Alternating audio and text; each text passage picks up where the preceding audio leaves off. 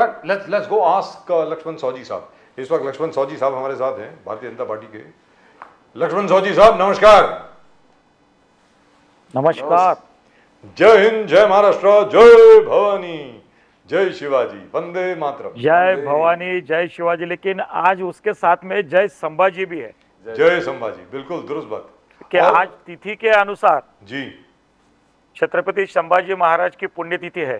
पुण्यतिथि भी है जी, करेक्ट है। तो उनको भूला नहीं जा सकता जी, और कल गुड़ी पड़वा भी है।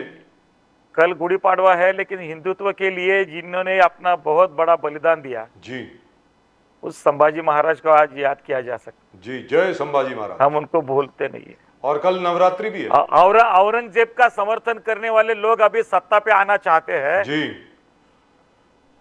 और औरंगजेब की कब्र के ऊपर फूल चढ़ाने वाले लोग सत्ता पे आना चाहते हैं। तो औरंगजेब कौन था और संभाजी राजे कौन थे, ये बोलने का सही समय अभी आया है। हिंदुत्व, राष्ट्रीयत्व, भारतीयत्व, संभाजी महाराज ये एक विचारधारा में है, और पाकिस्तानवादी, भारत विरोधी और औरंगजेब के चाहते, ये सब एक तरफ है। मोदी जी ने कहा आने वाले 2000 महाविजय 2024 में औरंगजेब चाहिए कि संभाजी राजे चाहिए जी, हिंदुत्व चाहिए, राष्ट्रीयत्व चाहिए, देश विरोधी गतिविधियां करने वाले लोग चाहिए। इसके लिए ये चुनाव होने जा रहे हैं। लक्ष्मण सौजी साहब, नरेंद्र मोदी जी ने, प्रधानमंत्री नरेंद्र मोदी जी ने यह कहा है कि कांग्रेस के मैनिफेस्टो में मुस्लिम लीग की छाप दिख रही है। इसका क्या मतलब हुआ सर? इसीलिए संभाजी राजे का बलिदान याद आता है ना। आज संभाजी राजे का जो बलिदान है किस लिए था, किसने उनकी हत्या की थी, कैसे हाल हाल करके नहीं था, आंखें निकाल लिए थे, सब आंगों पे जख्म किए थे, हाथ तोड़ दिए थे, अलग अलग तरीके से तकलीफ दी थी मरते वक्त, और इस्लामीकरण स्वीकारने के लिए उनको जबरदस्ती करने जा रहे थे औरंगजेब जी। और इसीलिए मुस्लिम लीग की छवि कांग्रेस के मैनिफेस्टो पे आना, ये कांग्रेस क्या चाहती है, इसलिए कांग्रेस की ये मूवमेंट हुई थी, स्वतंत्रता की मूवमेंट हुई थी औरंगजेब का उदात्तीकरण करने के लिए। क्या ये इस वजह से है? इसलिए बलिदान दिया स्वतंत्र सैनिकों ने। सौजी साहब, छोटी सी बात, हमको स्वतंत्रता चाहिए थी। सौजी साहब एक जरा बात सुन लें। कांग्रेस के मैनिफेस्टो में यह भी लिखा है कि सच्चर कमेटी रिपोर्ट की जो रिकमेंडेशंस हैं उनको पूरा करने के लिए कांग्रेस प्रयत्न करेगी, कोशिश करेगी। क्या इस वजह से मोदी साहब ने ऐसा कहा है? नहीं साहब, कांग्रेस की छवि बिल्कुल बहुत सामने आई है। उसके बाद ही कांग्रेस 400 के 40 की तरफ गई है। कांग्रेस का आज का नेतृत्व ये भारतीयता के लिए नहीं है, ये राष्ट्रीयता के लिए नहीं है, हिंदुत्व के लिए तो नहीं है, बिल्कुल एंटी नेशनलिस्ट कांग्रेस की लीडरशिप हो गई है। अब ये सब दुनिया जानती है। अभी वायनाड में राहुल गांधी का चुनाव का फॉर्म भरने के समय जो नारे लगाए गए, जो भीड़ थी, ये क्या राष्ट्रीयता की भीड़ थी, ये भारतीयत्व की भीड़ थी, ये क्या कांग्रेस की छवि है, ये सब लोगों ने देखा है। और इसलिए कांग्रेस के 40 के 4 होने के लिए अभी प्रयास चालू है, प्रवास जारी है उस तरफ दिशा में। साहू साहब, आज मोदी साहब, प्राइम मिनिस्टर मोदी महाराष्ट्र में थे, विदर्भ में, और उन्होंने क्लियर कट कहा कि एकनाथ शिंदे जी असली सेना है, असली बाला साहब ठाकरे जी का विचार को आगे बढ़ाने वाले एकनाथ शिंदे जी है, यह असली सेना है, शिवसेना है, और जो कांग्रेस के साथ है वो नकली शिवसेना है। बाला साहब ठाकरे जी का जो एक सपना था आर्टिकल 370 और राम मंदिर, ये मोदी साहब ने फुलफिल किया, मोदी साहब ने फुलफिल किया। बोलिए साहब, साहू साहब, श्रद्धेय बाला साहेब ठाकरे जी को हिंदू हृदय सम्राट बाला साहब ठाकरे बोल के पुकारते हैं, और उद्धव ठाकरे को जनाब उद्धव ठाकरे बोल के पुकारते हैं। इसमें पहचान हो जाती है उद्धव ठाकरे की शिवसेना और बाला साहब ठाकरे की शिवसेना की। इसलिए बाला साहब ठाकरे के विचार का निशान एकनाथ जी शिंदे जिंदा रख रहे हैं महाराष्ट्र में और हिंदुस्तान में। इसके लिए मोदी जी ने यह कहा है आर्टिकल 370 पे कोई कॉम्प्रोमाइज नहीं। सेना और सीमा पर अगर हमला होता है तो मोदी जी ने दिखा दिया है कि घर में घुसकर कैसे मारते हैं। सर्जिकल स्ट्राइक हो, बालाकोट स्ट्राइक हो, यह अमित शाह जी का कहना था, और उन्होंने बार बार ये जिक्र करता आर्टिकल 370 हो, या पाकिस्तान ऑक्युपाइड कश्मीर हो या अक्साई चिन हो या अलग अलग जो देश अभी भी तकलीफ सह रहे हैं, वो नेहरू जी के एक मिस्टेक थे। नेहरू जी के जो गलतियां हैं आज तक लोग भुगत रहे हैं। तो कांग्रेस के नेता अभी चुनाव प्रचार रैली में कहते हैं कि मोदी जी बंगाल में जाकर 370 का जिक्र करते हैं। कश्मीर ये भारत का अंग है, ये कांग्रेस वाले अभी भी मानने के लिए तैयार नहीं है। कांग्रेस इनकी विचारधारा में कश्मीर भारत का है ये मानते ही नहीं थे। उनका निशान अलग, उनका संविधान अलग। बाबा साहब का संविधान कश्मीर के लिए लगाने के लिए कांग्रेस को शर्म आती थी। इसलिए मोदी जी जब भी बाहर दूसरे प्रांतों में जाते हैं या भारतीय जनता पार्टी के कोई भी नेता 370 की जिक्र करते हैं तो कश्मीर ये भारत का अंग है, राष्ट्रीय एकात्मता है, भारत कश्मीर एकता की बात करते हैं भाजपा वाले। कांग्रेस वालों को ये मंजूरी नहीं है। जो एक देश में 2 विधान 2 प्रधान 2 निशान नहीं चलेंगे, ये स्लोगन के ऊपर जो लड़ाई हुई थी हमारी, और उसके बाद अब जब हमको सत्ता मिली तो हमने 370 को ठुकरा दिया है, कैंसिल कर दिया है। और ये कांग्रेस वाले मैनिफेस्टो में लिखते हैं कि 370 हम फिर से लागू करेंगे। ये क्या राष्ट्रीयता की बात हो गई?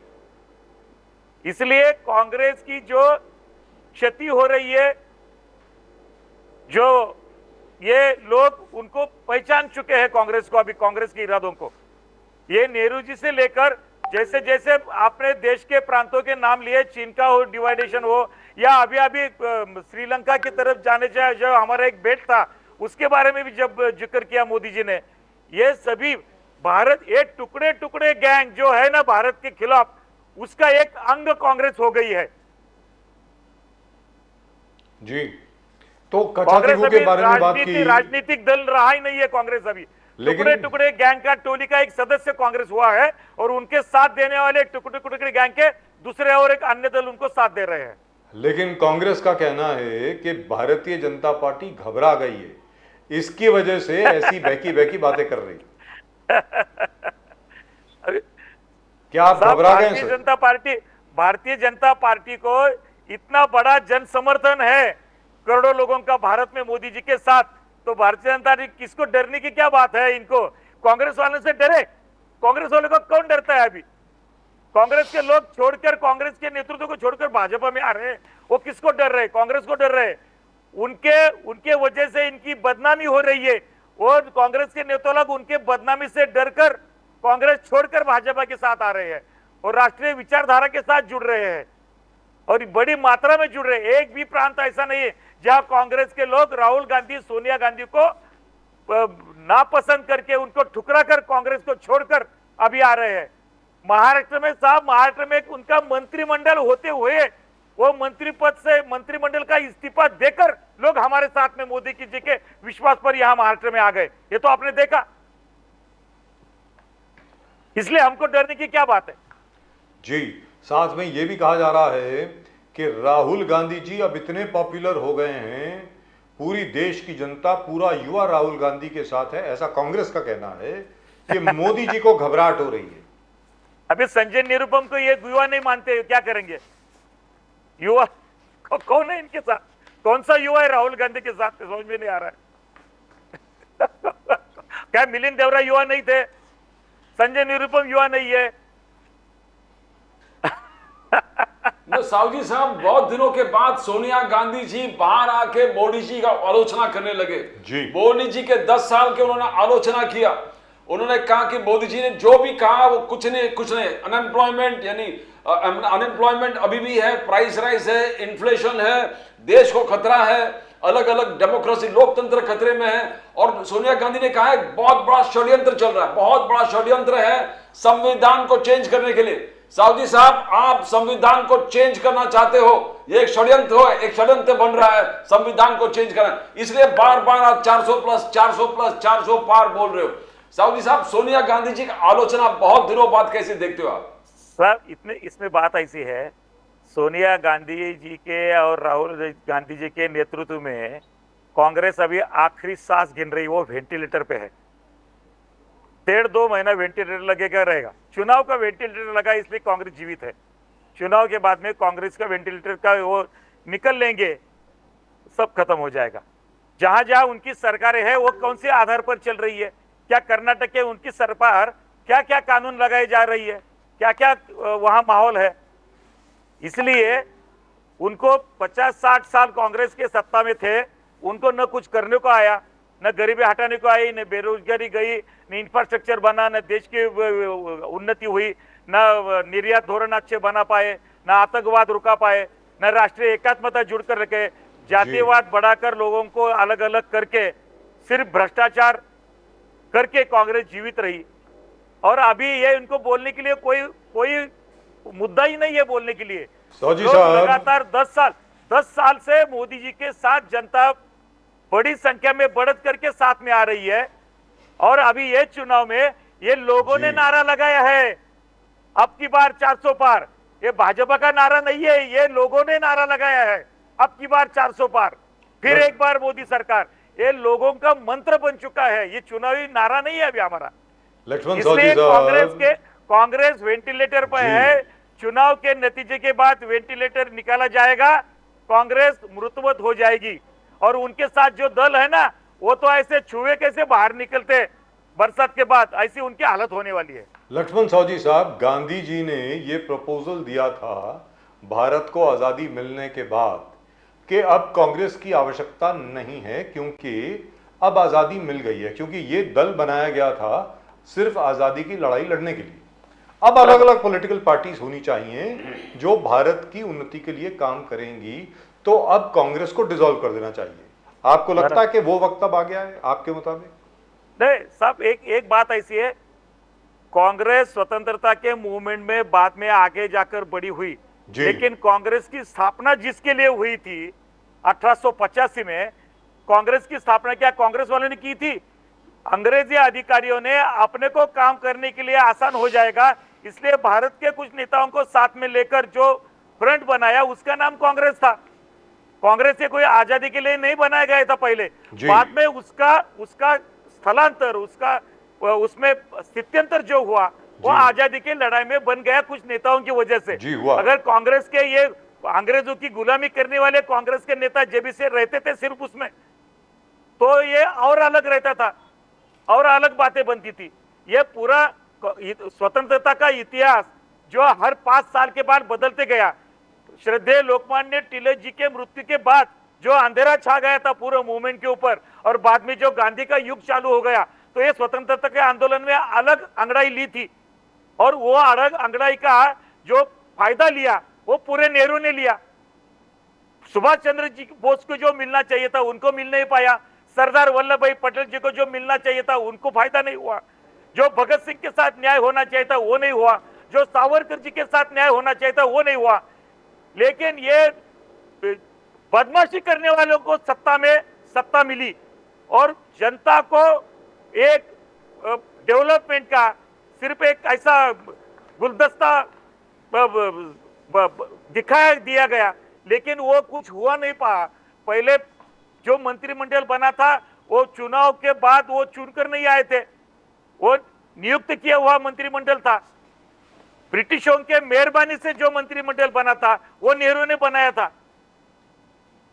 बिना खड्ग जब आजादी मिली इनका गाना था, ये गलत था। कितने क्रांतिकारियों ने अपना बलिदान दिया था, कितना योगदान दिया था। और इसके उपरांत जो इसलिए गांधी जी ने बोला था, गांधी जी सबको जानते थे, इसलिए उन्होंने, और गांधी जी की हत्या अगर किसी एक के ऊपर थोपी गई है तो उसके पीछे गांधी जी के विचार की हत्या करने वाले जो कांग्रेस वाले हैं, गांधी जी की रोज हत्या की है उन्होंने। नेहरू से लेकर सब कांग्रेस वालियों ने गांधी जी की हत्या की है। यहां तक कि ये भी हो गया था, सॉरी इस बात के ऊपर मैं आगे बढ़ रहा हूं, यहां तक कि ये भी हो गया था, गांधी जी जब नोआखाली गए थे तो उन्होंने, वो एक प्रेस रिपोर्टर थी टाइम्स लंदन की, तो उन्होंने कहा कि साहब आप यहां पर क्या कर रहे हैं, उधर तो बंटवारे की बात हो रही है। तो उन्होंने कहा मेरी कोई बात सुनता ही नहीं है तो मैं क्या करूंगा जाके। कहता आप मेरी मां को का बदन जो है आप काट रहे हो आधा, मेरी भारत मां को आप 2 हिस्सों में काट रहे हो और आप कहते हो कि मैं आपको समर्थन करूं। मैं ऐसा कैसे कर सकता हूं, जब मेरी कोई बात ही नहीं सुन रहा तो मैं यहां आ गया हूं। ये गांधी जी के का खुद का इंटरव्यू है द टाइम्स लंदन में। सर नेहरू के समय गांधी जी बोलते थे, आज खड़गे भी वही बात बोलते हैं, यहां मेरा कोई सुनता नहीं है। आज भी वही है। इनको खुद की जागीर लगती है। लेकिन ये मुझे समझ में नहीं भारत की आया, सत्ता। लेकिन सौजी साहब ये मुझे समझ में नहीं आया, खड़गे साहब ने ऐसा कैसे बोल दिया? मतलब ये क्या हो गया उनको? उनका कि भाई जयपुर में यहां पर किसी को कश्मीर से क्या काम, आर्टिकल 370 से क्या काम? अरे भाई ये क्या मतलब हुआ? ये क्या सोच है? मेरी समझ के बाहर है सर। आप जरा इस पे रोशनी डालें साहब, प्लीज। प्रधानमंत्री के पद पर रहे हुए मनमोहन सिंह के जी ने जो एक कानून बनाया था, एक मसौदा बनाया था, वो भरी संसद में राहुल गांधी ने फाड़ के फेंक दिया था। ये इनकी नेताओं के प्रति बर्ताव है, ये ट्रीटमेंट है। मनमोहन सिंह जी का जितना इस्तेमाल करने का सोनिया गांधी जी ने कैसे किया सबको मालूम है। उनको साइड के चेयर पे बिठाया जाता था, सोनिया गांधी डील करती थी विदेश मंत्रियों के साथ। ये सबने देखा है। इसलिए ये कांग्रेस के नेता लोग, भारत चलाने के लिए उनको कांग्रेस नहीं चाहिए थी। उनका खुद का एक एजेंडा रहता है, और जिसका गरीबी के साथ संबंध नहीं, कोई डेवलपमेंट के साथ संबंध नहीं, कोई शिक्षा नीति के साथ संबंध नहीं, कोई स्वास्थ्य नीति के साथ संबंध नहीं, कोई गुड गवर्नेंस के साथ कोई संबंध नहीं। करप्शन करप्शन करप्शन और धर्मांधता फैलाना, यही कांग्रेस का सिर्फ काम रहा। प्रदीप जी। साहू जी साहब, संगठन चलाने का मोदी जी ने उत्तम उदाहरण देते हुए कहा, मेरा बूथ सबसे मजबूत।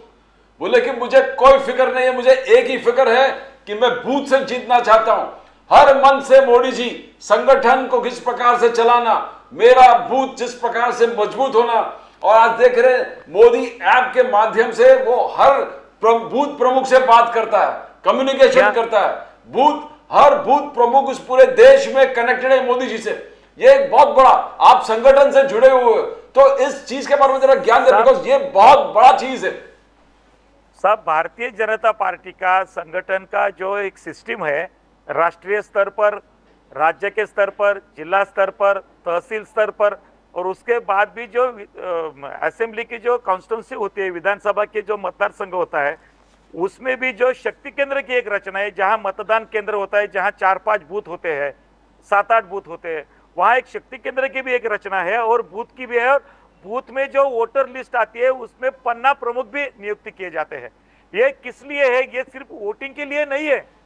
वहां का जो भौगोलिक स्थल है, वहां उसमें क्या उनकी जरूरतें हैं, उनको वहां डेवलपमेंट के लिए क्या मुद्दे हैं, क्या कोई सर्विस को है कि कोई बिजनेस में है, कोई गवर्नमेंट सर्विस में है, कोई छोटा उद्योजक है, कोई व्यापारी है, कोई फली बेचने वाले या सेंग बेचने वाले, कोई हॉकर्स है, तो इसके पूरे व्यावसायिक अलग अलग पृथक्करण का, कोई डॉक्टर है, कोई वकील है, कोई प्रोफेसर है, उसका वर्गीकरण करने के लिए उनके क्षेत्र की समस्या क्या है, उनके क्षेत्र से उपलब्धियां क्या है, यह सब जानने के लिए माइक्रोस्कोपिक कार्यकर्ता और संगठन का प्लानिंग है। यह सिर्फ चुनाव और वोटर के लिए नहीं है, ये हमारा प्लानिंग, और ये निरंतर चलते रहता है। 365 दिन 5 साल चलता है।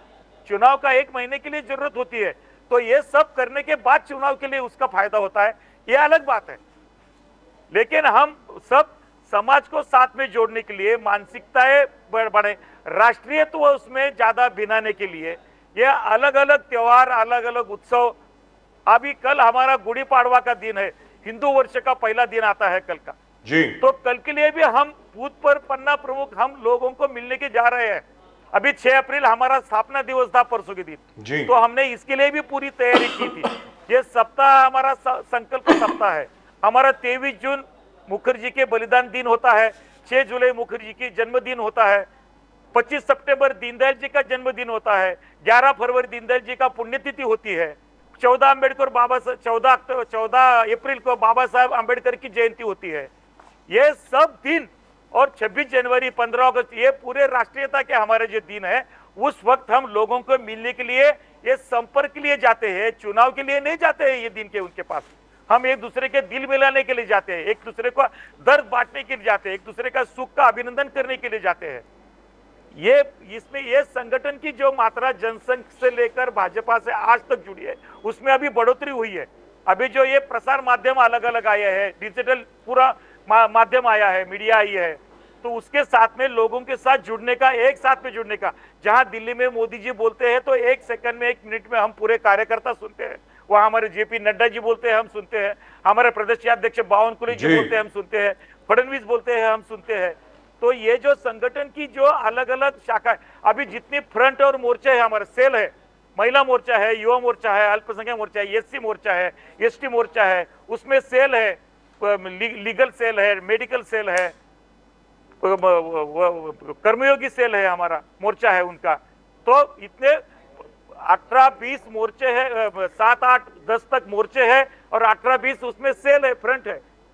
सब स्तर पर कल्चरल में होता है, मेडिकल में होता है, स्वास्थ्य के लिए होता है। साहू जी साहब इसलिए संगठन का जबरदस्त आपने एनालिसिस दिया। इसमें एक बात ऐसी है, जब हमारे मोदी जी मुख्यमंत्री भी होते हुए, जब उनके कॉन्स्टिट्यूंसी की जब मीटिंग होती है संगठन की, तो एक बूथ के वो नेता है, उसी बूथ के नंबर पे चेयर में वो बैठेंगे, सामने मंडल के अध्यक्ष बैठे होंगे, विधानसभा के जिला तो के सर ये बता दें, हमारे शीर्षस्थ नेता भी संगठन की नियमावली का अनुशासन पालते हैं। तो सर ये बता दें, चौधरी वीरेंद्र सिंह जो रूरल डेवलपमेंट, पंचायती राज, सैनिटेशन और वाटर के मिनिस्टर थे सामान्य नरेंद्र मोदी जी की सरकार में, और उसके बाद नरेंद्र सिंह तोमर को उन्होंने रिप्लेस किया, वो स्टील मिनिस्टर बनाए गए, वो आज कांग्रेस में क्यों चले गए?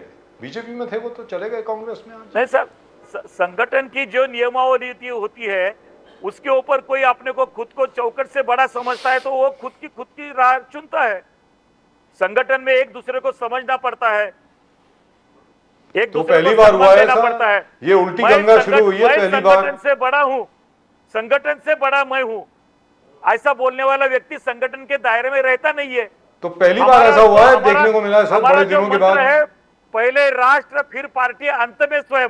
अभी किसी का पहले मैं फिर पार्टी, और देश का तो कोई संबंध ही नहीं इनका। सर सौजी साहब, लेकिन ये तो बड़े दिनों, सालों के बाद सुनने में आया है कि कोई बीजेपी छोड़ के कांग्रेस में जा रहा है। अभी तक तो उल्टा हो रहा था ना, कांग्रेस छोड़ के सब लोग बीजेपी में आ रहे थे। ये क्या हो गया? वो और उनकी पत्नी, जो उनके बेटे तो खैर पहले जा चुके हैं वीरेंद्र सिंह जी के, और वो वीरेंद्र सिंह साहब जो हैं वो सर छोटू राम के पोते हैं, पहले भी कांग्रेस में थे, 2012 या 2013 में छोड़ के आए, इधर आ गए वो बीजेपी में, उनको मंत्री भी बना दिया गया। पता नहीं किस बात से नाराज थे वो, और उनकी पत्नी और उनके बेटे तीनों अब कांग्रेस में चले गए। तो इसके ऊपर कुछ कहना चाहेंगे सर कि कुछ लोग क्या छोड़ के भी जा रहे हैं बीजेपी? देखो साहब, संगठन के दायरे में रहना है तो संगठन की बात सुननी पड़ेगी जी। देश के लिए हम क्या करते हैं वो सोचने वाला आदमी कभी खुद का ज्यादा सोचता नहीं है। देश से और पार्टी से भी मेरा सम्मान बड़ा होना चाहिए, ये मानसिकता संगठन में नहीं चलती है जी।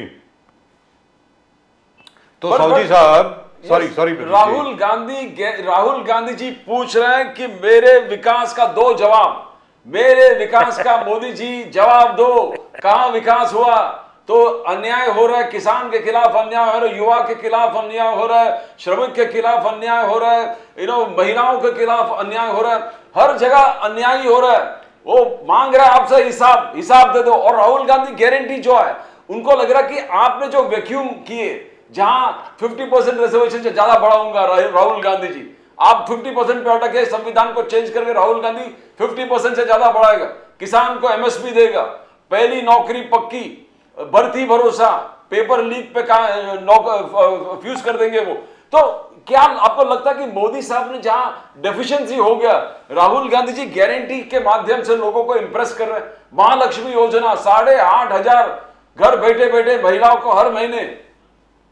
साहू जी साहब, अभी बात ऐसी है साहब, राहुल गांधी की कोई भी बात इतनी सीरियसली लेने की, उसके ऊपर मेरे को हंसी आती है, क्योंकि राहुल गांधी पिछले 10 साल से जो काम करते हैं, वो वायनाड से चुन के आए थे। वायनाड का लोकसभा क्षेत्र का विकास और केरल की क्या हालत है, केरल स्टेट की कौन सी आर्थिक नीति पर केरल सक्सेस है? अभी केरल के गवर्नमेंट के साथ कांग्रेस जुड़ी हुई है ना। अभी ये चुनाव में राहुल गांधी को मालूम हो जाएगा उनका स्थान क्या है लोकसभा क्षेत्र में भी, क्योंकि पिछले चुनाव में जब वो 4 लाख वोटों से चुनकर आए थे, तो अभी वो 10-20 के साथ आएंगे, नहीं तो शायद गिर जाएंगे, ऐसी उनकी हालत है। वो खुद का मतदार संघ क्या देखते हैं, वो केरल स्टेट का, भारत की तो बात छोड़ो, भारत की क्या उनकी उनकी हैसियत ही नहीं है भारत का सोचने का। उनकी फैमिली का सोचते सोचते वो मजबूर हो जाएंगे कुछ दिन के बाद। क्या क्या है उनका, कौन से सामान्य आम आदमी के साथ उनका कोई रिश्ता जुड़ा है? जी, तो राहुल आपके गांधी की कोई मुताबिक, बात का गंभीरता से लेने की जरूरत नहीं है अभी। तो आपके मुताबिक कांग्रेस को इस बार कितनी सीटें आ रही हैं सर? मेरे को 40 से 4 तक आएंगी कांग्रेस अभी सर। 40 से 4 के 4 से 40? नहीं 40 से 4 तक आ जाएगी। 40 अभी उसके पास आसपास है ना जी, अभी उनके तो पास 52 है, 52 52। 4 तक 4। अभी जैसा जनसंघ का हाल हमारा 1952 में था ना, जी। वैसा कांग्रेस का हाल 2024 में हो जाएगा। तो आपके मुताबिक कांग्रेस जो है उसको अभी 4 सीटें मिलेंगी? 40 से 4 तक कांग्रेस आएगी, क्योंकि कांग्रेस के साथ जनता नहीं है। कांग्रेस का पूरा चेहरा दिख चुका है। कांग्रेस एंटी नेशनल पार्टी बन गई है अभी। राहुल गांधी के फॉर्म भरने के समय जो नारे लगाए जाते हैं, जो झंडे लगाए जाते हैं, वो भारतीयता के, राष्ट्रीयता के झंडे नहीं है, वो देश विरोधी झंडे हैं उनके। सर, केरल में लेफ्ट की सरकार है, कांग्रेस की सरकार नहीं है। पिनरी विजयन साहब मुख्यमंत्री कांग्रेस का समर्थन है उनको सर। नहीं है सर, नहीं है वो। नहीं सर, नहीं LDF है, लेफ्ट डेमोक्रेटिक अलायंस है, उनकी UDF है। राहुल गांधी पिछले चुनाव में जब खड़े थे, जब उनको एक दूसरे का समर्थन था, तो वो, लेकिन इस बार नहीं है सर। इस बार तो लेफ्ट का कैंडिडेट है उनके सामने, वो हाँ, बराबर है। नहीं, एनी राजा जो है उनके सामने खड़ी हैं, डी राजा की जो पत्नी। इसलिए तो हम अभी कह रहे हैं कांग्रेस के बारे में। इसलिए तो मैंने इतने जोर से बोला कांग्रेस के बारे में, क्योंकि वो उनका विश्वास संपादन नहीं कर सके 5 साल में। जिन्होंने उनको वोट दिए थे, वो मतदाता के साथ गद्दारी कर सकते हो, बाकी क्या सोचेंगे देश की और दूसरे दलों की। तो चलते चलते सर ये भी बता दें, क्योंकि आज की तारीख में इस विषय के बारे में जरा भी बात नहीं हो रही है, कि राम मंदिर का मुद्दा जो है वो मतलब दब गया है क्या? अब राम मंदिर बन गया, खत्म? नहीं साहब, राम मंदिर ये श्रद्धा का विषय है और हमारे अस्मिता का विषय है जी। और राम मंदिर हुआ है, इसका विश्वास दिलों में लोग रखकर आगे का कार्य करने वाले हैं जी। वो मुद्दा कोई भूलने वाला मुद्दा है ही नहीं, वो तो श्रद्धा का और विश्वास का है। और राम मंदिर हुआ 500 साल के बाद हुआ है, और जिन्होंने राम मंदिर का विरोध किया उनकी भी जगह लोग उनको दिखा देंगे, और जिनकी वजह से राम मंदिर हुआ उनका भी लोग सम्मान करेंगे। ये भी एक मुद्दा है। मुद्दा भूलेंगे कैसे? वो राजनीति के साथ हम जोड़ते नहीं है, लेकिन जो हुआ है वो नकारा भी नहीं जा सकता है। उसका जो दिल में सम्मान है हर एक नागरिक के दिल में, वो कैसे भूल सकता है? अयोध्या का श्वास जो बढ़ चुका है उसको कोई भूल नहीं सकता है। Right, thank you so much sir. Laxman Sahu साहब, गुड़ी पड़वा की आपको बहुत बहुत बहुत बहुत शुभकामनाएं। कल है नवरात्रि, भी कल शुरू है, उसकी भी आपको बहुत बहुत शुभकामनाएं। अभी जो साहब गुड़ी पाड़वा है, रामनवमी है, हनुमान जयंती है, अभी जो सब नया साल होने जा रहा है, ईद भी है साहब, रमजान भी है, ईद भी है। ये महाविजय 2024 की तरफ ही सब रास्ते जाते हैं। क्या बात है, क्या बात है साहब, थैंक यू क्योंकि सो ये मच। महाविजय कोई दल का नहीं है, ये राष्ट्र का विजय है। विश्व में भारत का गौरव होने जा रहा है, उसका ये टेक ऑफ है 2024। आपके रग रग में कण कण में वो दिख रहा है कि आप बीजेपी का संकल्प लेके चल रहा है। पिछले 10 साल जो हमने कार्य किया है वो हमारा ट्रेलर था भारतीयता का। 2024 के बाद असली पिक्चर सामने आएगा। ये जो मोदी जी ने कहा है, ये विश्व गौरव भारत के, हिंदुस्तान के लिए कहा है, ये भी सही है। चलिए sir, thank you so much, बहुत बहुत शुक्रिया आपका, आप हमारे साथ जुड़े। आपको जय सिया राम, जय भवानी, जय भवानी, जय संभाजी, जय शिवाजी, जय संभाजी, आज जय संभाजी। हर हर महादेव, हर हर Mahadev. Thank you sir. BJP is very very full of enthusiasm. Chaudhary ji, वो जो वेशभूषा भी आप देखिए, कहीं कोई डिफिशिएंसी, हर बार ही ऐसे आते हैं। यस यस, एकदम सज धज के। और क्या है कि भारतीय जनता पार्टी की जो स्ट्रेंथ है वो संघ के कार्यकर्ता हैं, आरएसएस के कार्यकर्ता हैं। और पहले क्या होता था,